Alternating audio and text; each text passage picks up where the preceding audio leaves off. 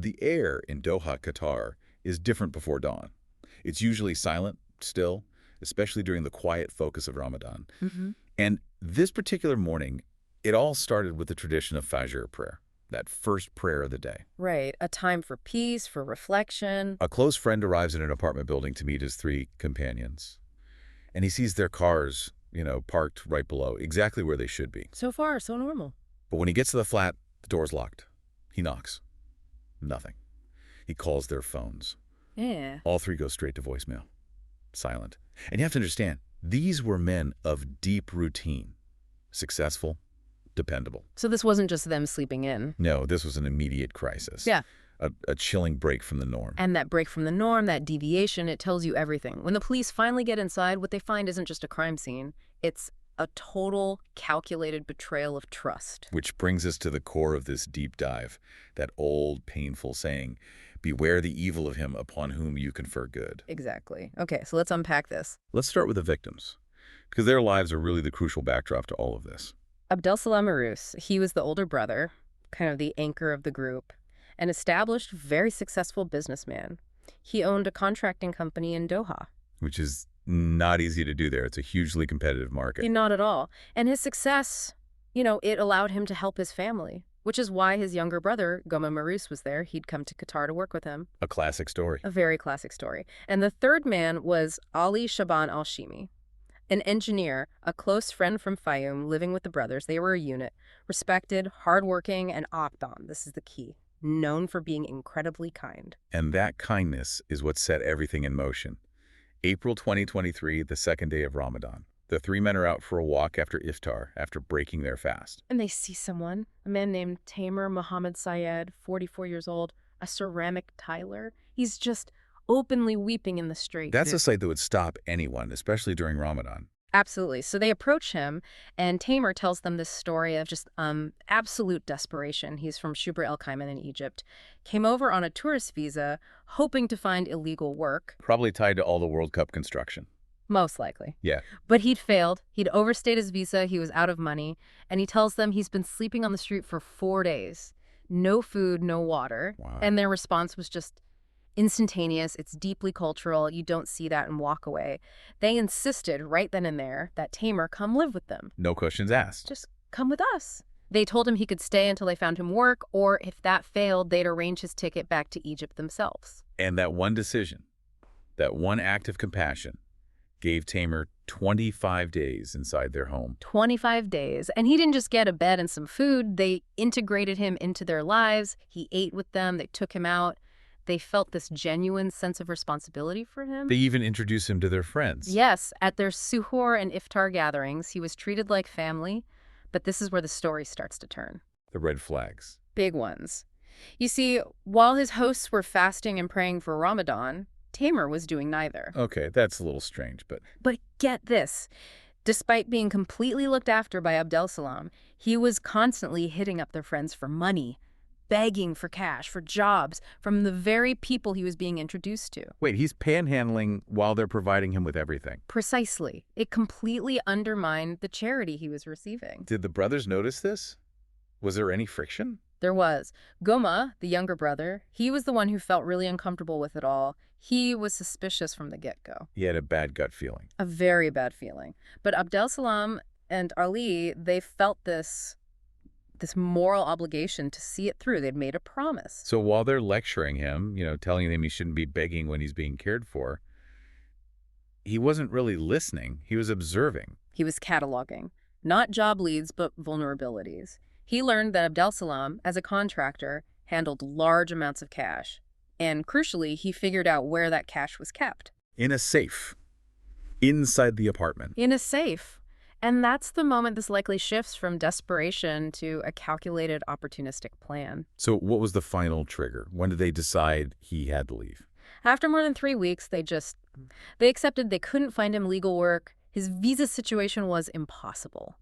So the most responsible thing to do was send him home. And even then, they showed him one last act of kindness. An incredible one. Tamer claimed he couldn't afford a ticket, so they pooled their own money. And Goma, the brother who was the most suspicious of him, Goma personally booked the flight. Wow. When was it for? For dawn, Tuesday, the 27th of Ramadan. They even took him shopping for gifts to take back to his family. Got a farewell gesture. Can you imagine the disconnect? They're spending their last hours with him, showing him grace, and he's already planning how to kill them. That generosity. It just put a clock on his plan, didn't it? He knew he had to act before that flight. It sealed their fate. That night, the night before the flight, Tamer set his trap. During the iftar meal, that shared evening meal, he puts a sedative, a sleeping agent, into the juice for the two brothers, Abdel Salam and Wilma. The plan was probably simple. Drugging them, grab the cash from the safe, and be at the airport before they ever woke up. And at first it worked. Moments after the meal, they both passed out. He starts ransacking the place. Straight for the safe, believes he has the apartment to himself. But he made a mistake. A fatal one. A terrible miscalculation, the dosage of the sedative. It just wasn't strong enough. As Tamer is stuffing cash into a bag, the brothers start to wake up. Oh my God. They're groggy, dizzy, completely disoriented, but they're awake. And they see him, the men they took in, robbing them blind. And even in that state, they tried to stop him. He did. But Tamer was ready. He had a knife. He was fully alert, and they were compromised. He overpowered them with brutal speed. I can't even imagine. He stabbed each brother multiple times, and then he slit their throats. He then just continued the robbery, grabbing cash, their phones, clothes, even their passports. That are passports. It's cold. It suggests he wanted to erase them completely to delay identification. And just when you think it can't get any worse. The ultimate complication. As Tamer is grabbing the last of the loot, Ali, the third roommate, walks through the door. He comes home to that. To an absolute horror scene. He sees what's happened and he immediately attacks Tamer.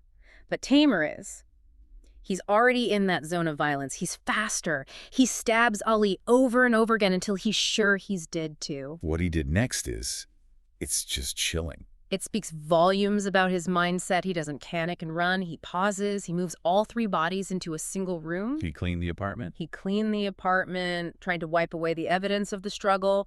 Then he grabs his loot and races to the airport to catch the very flight his victims bought for him. The level of premeditation there is staggering. It's not desperation anymore. It's a full-blown execution of a plan. Which brings us back to that friend arriving for dawn prayer. He finds the locked door, he calls the police, and the investigation begins. Right.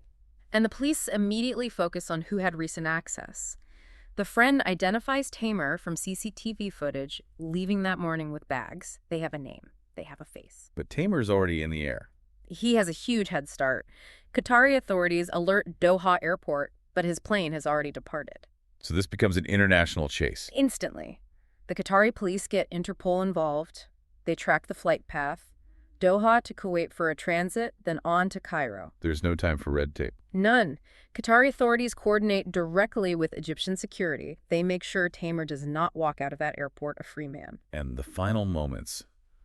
It's like something out of a movie. Tamer gets off the plane at Cairo International, probably thinking he's home free. He's descending the steps of the aircraft. He thinks he's pulled it off. And they're just waiting for him. Waiting for him right there on the tarmac. He's arrested on the spot. And when they search him, they find everything. The cash. All of it. The victims' mobile phones and, critically, their passports. The evidence was overwhelming. He confessed right away. A full confession in Cairo.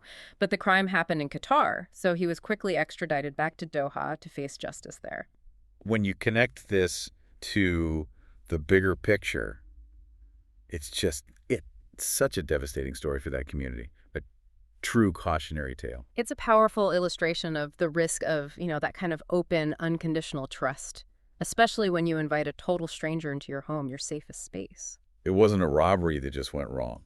This is a calculated violation of the most profound kind of human generosity. Which leaves you with this one lingering question, doesn't it? Yeah. When Tamer was on that street crying, was he genuinely desperate and looking for rescue, or was he already a predator looking for his next opportunity? Looking for someone whose compassion he could exploit. Exactly. Think about those 25 days he lived with them. How much of that was gratitude and how much was just calculation, just waiting for the right moment? What does that tell you about the difference between desperation and premeditation? Yeah. That's something to really mull over.